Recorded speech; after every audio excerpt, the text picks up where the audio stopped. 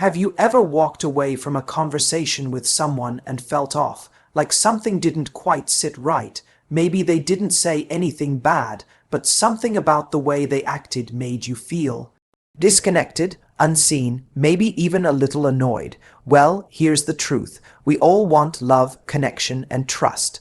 But there are behaviors we don't even realize we're doing, subtle, often unconscious, that are quietly pushing people away. Not because we're bad people, but because we haven't been taught how connection actually works. Let's talk about 5 of those behaviors. If you see yourself in any of these, don't panic. Awareness is power. You can't fix what you don't acknowledge, and once you see it, you can change it. 1. Needing constant validation. Look, we all like a little reassurance, a compliment now and then, a "you're doing great" or "I love you." That's human. But there's a difference between appreciating affirmation and requiring it to feel okay. If you're always looking for someone to prove they cared, texting you back immediately, always complimenting you, reassuring you 24/7, you create a dynamic where your worth is someone else's responsibility. That's exhausting. It puts pressure on the other person, and eventually they start to feel like no matter what they give, it's never enough. And when people feel like they can't win, they slowly check out. The antidote: start feeding your own self-worth. Build a life that validates you. Hobbies, purpose, goals. When you come into a relationship already feeling full, everything you get from someone else becomes a beautiful bonus, not a necessity. 2. Being too available. This one's sneaky, because we think if I really like someone, I should show them I'm all in. So we say yes to every plan, reply in seconds, drop everything for them, and then wonder why they seem less excited. Here's the truth. When you're always available, people subconsciously assume your time isn't valuable. You stop being a mystery. You stop being exciting. You become predictable. And not in the comforting, reliable way, but in the no chase, no spark way. Desire needs a little space to breathe. When someone doesn't have to work to earn your time, your attention, your presence, they don't value it as much. So take your time back. Keep your life rich. Don't cancel your plans just to be around them. Let them feel the privilege of being in your orbit. 3. Making everything about yourself. This one hurts a little, but stay with me. We've all had that friend who, no matter what you're going through, somehow makes it about them. You're stressed, they're more stressed. You're sad, they've had it worse. You're excited, they're jealous. It's a relationship killer. When people come to you, they're not always asking for a story or a solution. Sometimes they just want to feel seen, heard, supported. Real connection isn't about being the center. It's about being present for someone else. If you catch yourself hijacking conversations or comparing pain, pause. Ask more questions, listen with your eyes, let silence be safe. You'll be amazed how much deeper people connect with you when they feel like they matter. 4. Passive aggression are the silent killer of intimacy. You say, "I'm fine," but you're clearly not. You say, "Do whatever you want," but there's a trapdoor underneath it. You expect someone to read your mind, and when they don't, you punish them for not being psychic. Here's what happens when we act like this. We create confusion, not clarity. People feel like they're walking on eggshells. They start pulling away, not because they don't care, but because they don't feel safe being around you. Communication is the foundation of trust. If you're hurt, say so. If something bothered you, speak it with kindness. Vulnerability isn't weakness, it's leadership in relationships. Say what you mean what you say, and let people actually meet you, not some masked version playing emotional chess. 5. Holding back your authenticity. You know what people crave more than perfection? Realness, but so many of us walk around wearing a mask, trying to be liked, saying what we think others want to hear, hiding our quirks, our opinions, our flaws, and sure, you might avoid rejection for a little while. But eventually, you realize people are connecting with your representative, not with you, and what could be lonelier than that? Authenticity is magnetic, it's brave, it's the deepest form of intimacy. When you let people see the real you, awkward jokes, weird hobbies, nerdy passions, they either lean in or they don't. But the ones who stay, they stay for you, not the performance. Let your freak flag fly a little. The world doesn't need another polished persona. It needs you, raw, imperfect, and human. There's a moment we've all had when someone we care about doesn't text us back fast enough, doesn't compliment us when we expected it, or just doesn't respond in a way that makes us feel seen. And instantly, something inside us flinches. We wonder, did I do something wrong? Do they still like me? We start spinning in our own head, searching for clues, trying to decode their behavior like a detective with a broken heart. That's the sign, the little flicker of anxiety, the desperate itch for reassurance, the need for someone to make us feel okay.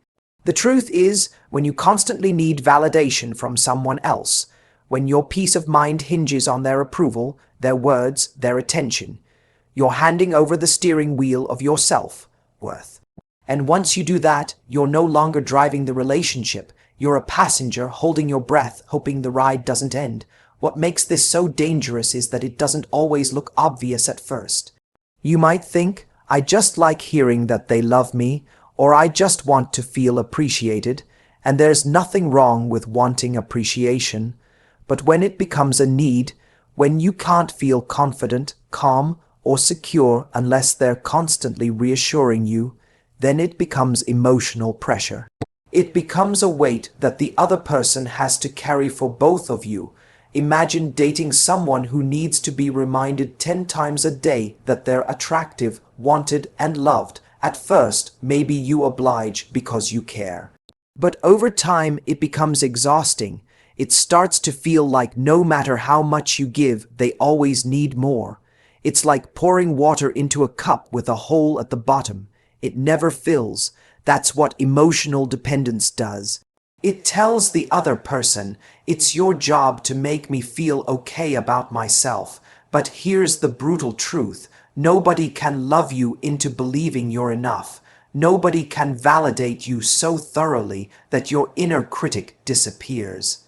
That work, that peace, it has to start with you. Because when you show up full, when your confidence isn't dependent on someone else's approval, you're not clinging. You're not panicking when they take an hour to reply. You're not desperately trying to prove your worth. You're bringing worth to the table, and that energy is magnetic. Think about it. The most attractive people aren't the ones who are constantly chasing attention. They're the ones who don't need it. They're the ones who know who they are. They don't need someone else to remind them they're valuable. They walk into the room already knowing it. Now, this doesn't mean you should never want affection or appreciation. Of course not. We're human. We all want to feel loved and seen, but there's a difference between wanting and needing. Wanting says, I'd love this from you, but I'm still okay without it. Needing says, I'm not okay unless I get this from you. One is healthy desire, the other is fear in disguise. So what do you do if you catch yourself needing constant validation? You build your own foundation. You feed yourself before you expect someone else to feed you. That means finding things in your life that remind you of your value, whether that's pursuing your passions, working on your goals, surrounding yourself with people who uplift you, or simply practicing self-talk that empowers you instead of tearing you down. You stop waiting for the text to feel good. You stop looking at their Instagram likes for clues about your worth. And instead, you start showing up in the world in a way that reminds you of who you are. And here's the beautiful part when you start doing this, when you show up whole. You don't just feel better, you become more attractive. People feel that energy. They sense that you're not looking for someone to complete you. You're inviting someone to share in the amazing life you're already building, and that's irresistible. So no, you don't have to be perfect. You don't have to have it all figured out, but the moment you stop needing someone else to constantly validate you is the moment you start becoming the kind of person everyone wants to be around, because now being with you feels light. It feels exciting. It feels like a choice, not a burden, and that kind of energy, that's where real connection begins. Let's talk about something that sounds like a good idea on the surface, being super available for someone you like. You think if I show them I care, if I say yes to every plan, reply fast, keep my weekends open, and always make time for them, they'll see how much I'm invested. That'll win them over, right, wrong. What starts off as enthusiasm can quickly become the exact thing that turns people off. Not because there's something wrong with caring, but because when you're always available, always saying yes, always there, you start to disappear a little. Your life begins orbiting theirs, and what once felt exciting and full of spark begins to feel predictable, easy, and eventually a bit dull. Now don't get this twisted. There's nothing wrong with being generous with your time. But excessive availability doesn't feel generous, it feels clingy, and clinginess kills attraction fast. Let's go deeper. When you meet someone new, part of what makes it thrilling is that you're getting to know a mystery. There's curiosity, there's energy, there's the beautiful tension of not knowing exactly what's going to happen next. That tension, that's desire, and desire needs space to survive. But what happens when you make yourself too available? You remove that space. You leave no room for someone to miss you. You become like an open book someone can read in one sitting, and once they've read it cover to cover, they stop reaching for it. Not because it's not valuable, but because it feels like there's nothing left to discover. Think about it. When you're always free, always replying in seconds, always dropping your plans to accommodate them, you're unintentionally sending a message. My world revolves around you. And here's the harsh truth. When someone feels like they don't have to work for your time, they stop valuing it. We respect what we have to earn, what we choose, not what's handed to us constantly. Now, I know where your head might be going. So should I play hard to get? Pretend I'm busy when I'm not? No, that's not the answer either. This isn't about pretending. It's about having a life that's full, interesting, and meaningful, with or without them. When someone texts you, you don't ignore them for 3 hours just to prove a point. But you also don't reply in 5 seconds every single time while canceling plans with friends just to chat. You respond when you actually have the time. You make space for them, not your entire life, because here's what happens when you keep your life full. People feel lucky to be let in. They see that your time is valuable, they respect it more, and they treat you like someone who's worth making an effort for. And when you say yes to spending time with them, it means something. It's not just your default mode, it's a conscious choice that's powerful. Here's a mindset shift to carry with you. I am not a bonus prize for someone who notices me. I am the main event for someone who's earned access to me. When you live from that place, everything shifts. You don't have to try so hard to be liked. You don't have to contort yourself to fit into someone else's schedule. You invite people into your world, but you don't hand over the keys the second they knock. And this is where your confidence really shows up. Not the loud, flashy kind, but the quiet, calm confidence of someone who knows their life is already whole. Someone who says, I'd love to spend time with you, but I'm not sitting around waiting. That kind of energy is magnetic, because it's rare. Most people are trying to prove they're worthy by giving everything too soon. But when you know your worth, you don't give it all away in the first 5 minutes. You let people earn it, genuinely, patiently, and intentionally. So if you've been wondering why someone seemed less excited lately, ask yourself, have I been too available? Have I given up my own time and rhythm to orbit theirs? And if the answer is yes, don't beat yourself up. Just shift. Pull your energy back into your own life.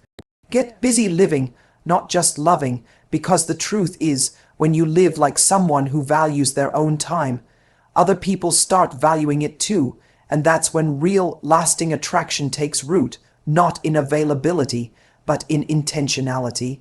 You know that moment when you're trying to share something vulnerable. Maybe you're talking about your day, something that hurt, or even something you're really excited about, and the other person jumps in with a story of their own.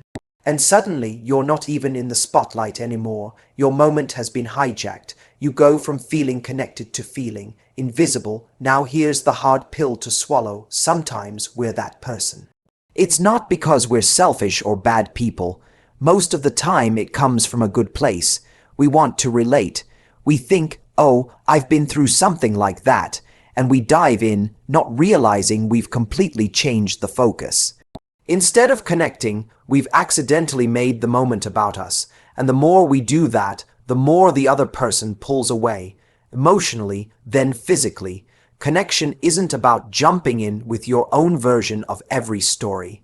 It's not about proving you understand by comparing your experience to theirs.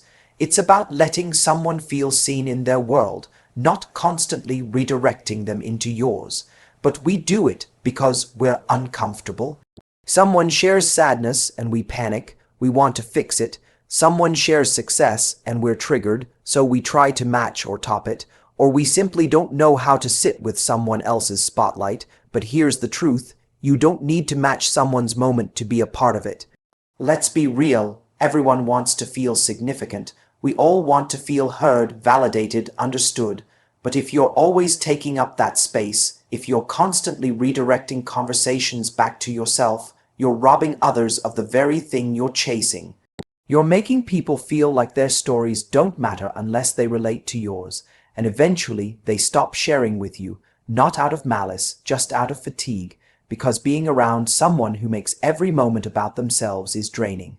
But there's a better way, and it's simpler than you think. Just listen. Listen without planning your reply.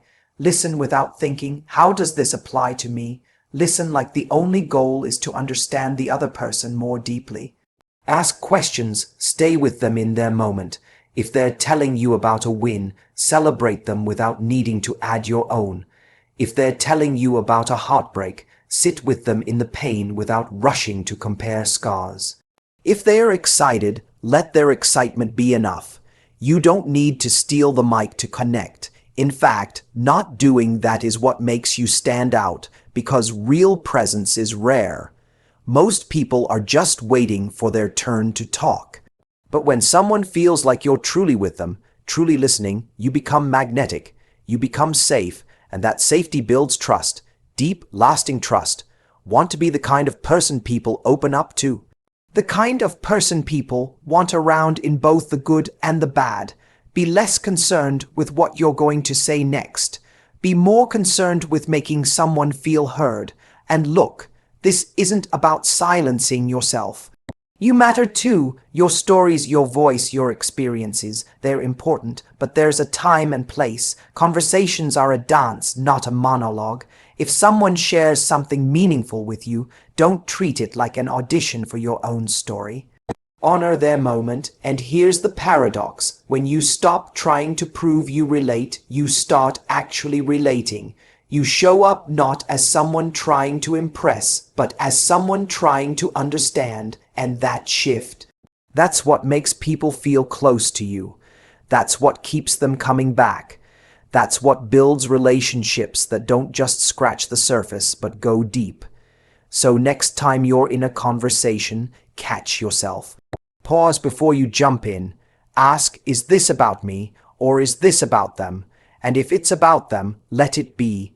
Give them the space, the light, the moment, and when it's your turn to be seen, you'll know who the real ones are, because they'll do the same for you. We've all done it, that moment when someone asks, is something wrong? And we snap back with I'm fine, even though we're absolutely not fine. Or when they say, do you care if I go out tonight? And we go, do whatever you want.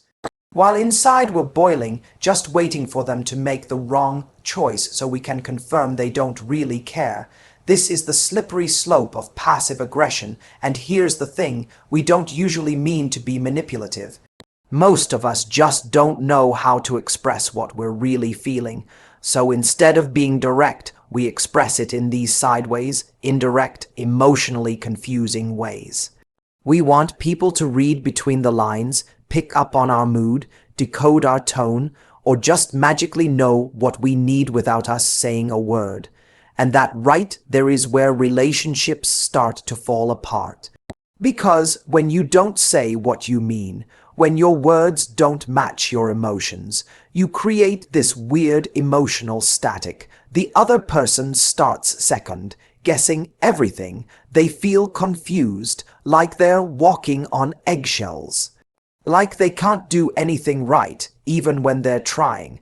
And eventually, the emotional safety that makes a relationship work begins to erode.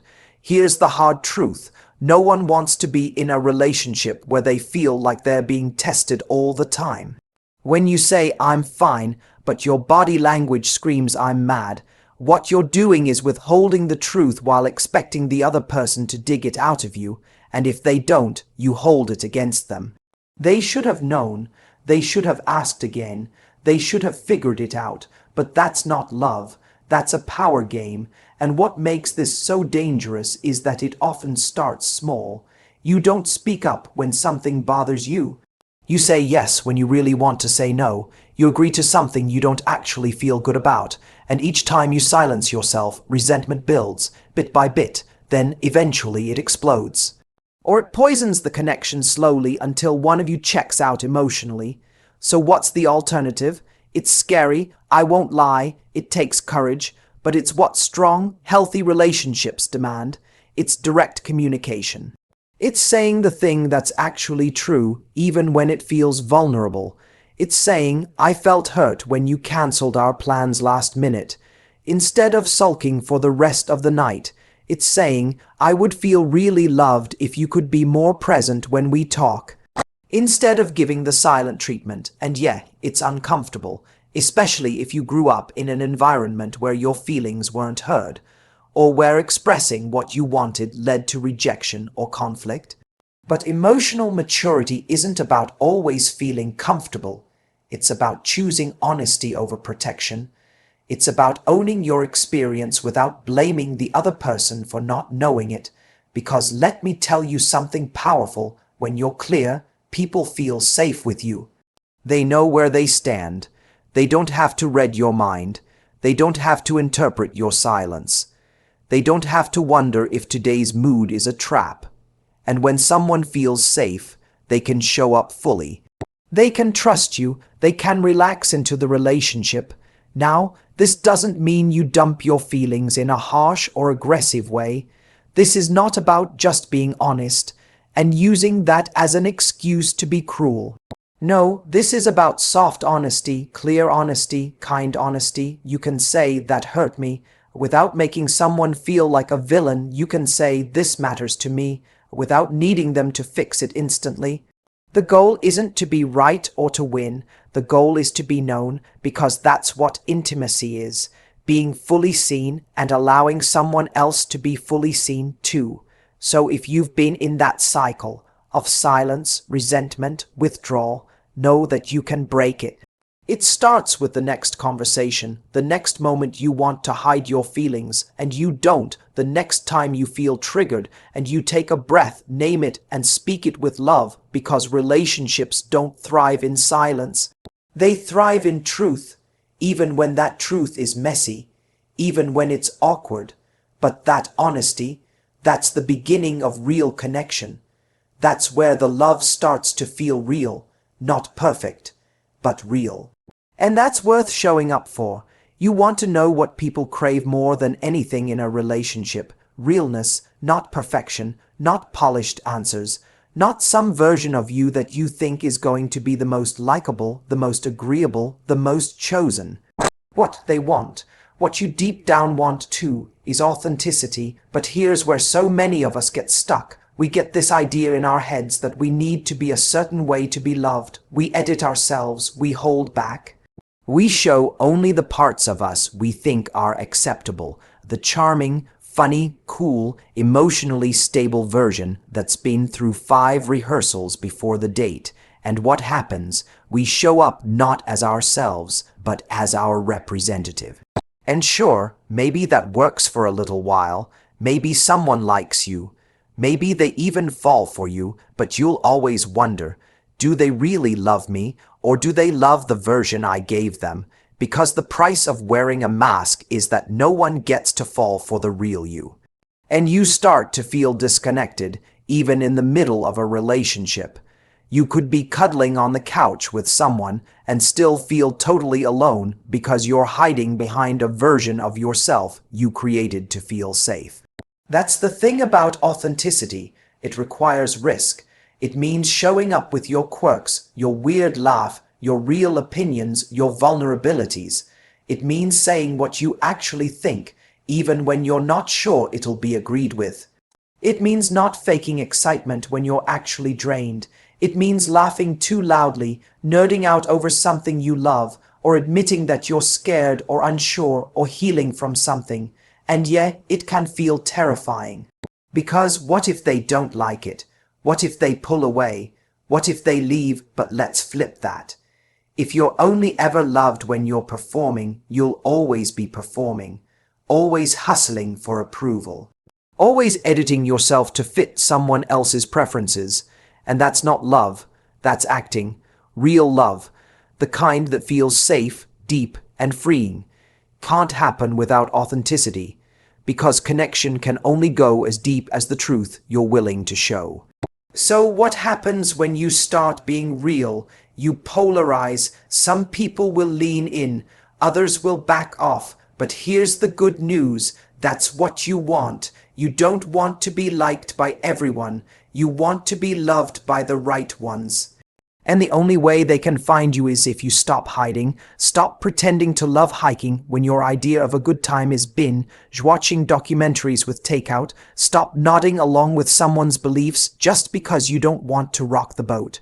Stop dimming your intelligence, your sense of humor, your ambition because you're afraid of intimidating someone. You are not meant to be a watered-down version of yourself. You are meant to be full, volume you.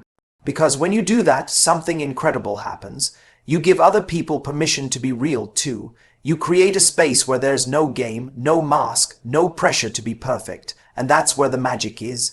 That's where the wow, I can really be myself with you, relationships live. Now will everyone get it? No. Some people are only looking for surface. Some people won't vibe with your flavor. That's okay. Not everyone deserves access to the real you, but the people who do, the ones who see you and think, more of that please, they're worth the risk, they're worth the honesty, and even more important, you are worth being real for. Because when you show up as your whole self, flaws, weirdness, brilliance, beauty, mess and all, you don't just attract love, you attract the kind of love that lasts, the kind that doesn't need performance because it's rooted in truth.